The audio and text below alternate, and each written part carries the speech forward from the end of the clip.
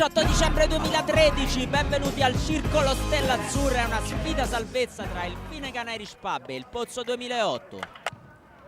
Finnegan che prova con la rimessa lunga, una deviazione adesso, vediamo Colonnelli, Alessio Colonnelli, che gol in rovesciata, incredibile al Circolo Stella Azzurra, un gol da cineteca.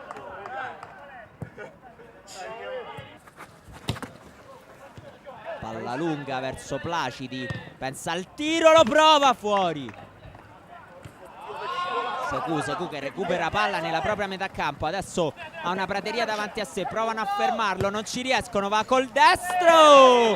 È 2-0 Finnegan Irish Pub, male il portiere questa volta e Secu mette la palla in rete.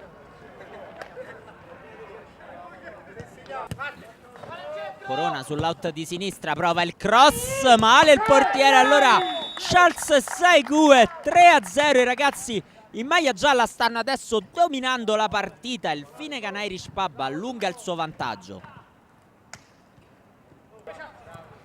Secu gestisce palla, non lo ferma nessuno stasera, serve sulla destra di Carlo che pensa al tiro, lo prova! 4-0, anche Luca Di Carlo entra nel festival del gol del Finnegan Irish Pub.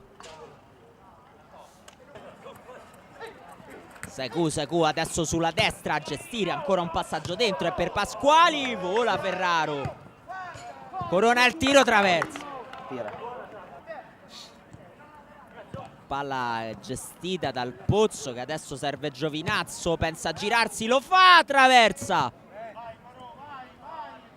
Corona c'è il suo compagno in aria, lo serve, 5-0.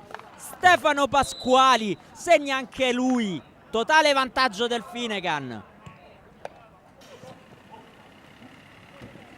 Corona sulla sinistra, smarcato, lo servono, palla dentro ancora una volta per Stefano Pasquali, è 6-0, chiuso questo set. Un gol in fotocopia come quello di prima tra Corona e Pasquali.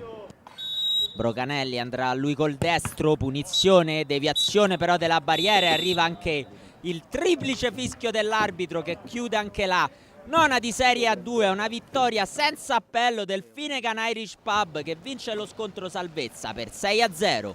Il problema è che non siamo mai riusciti a essere sempre gli stessi, adesso stiamo cercando di fare un gruppo, stiamo dando continuità e questi sono i risultati. Speriamo andando avanti di conquistare sempre più punti e guadagnare questa salvezza.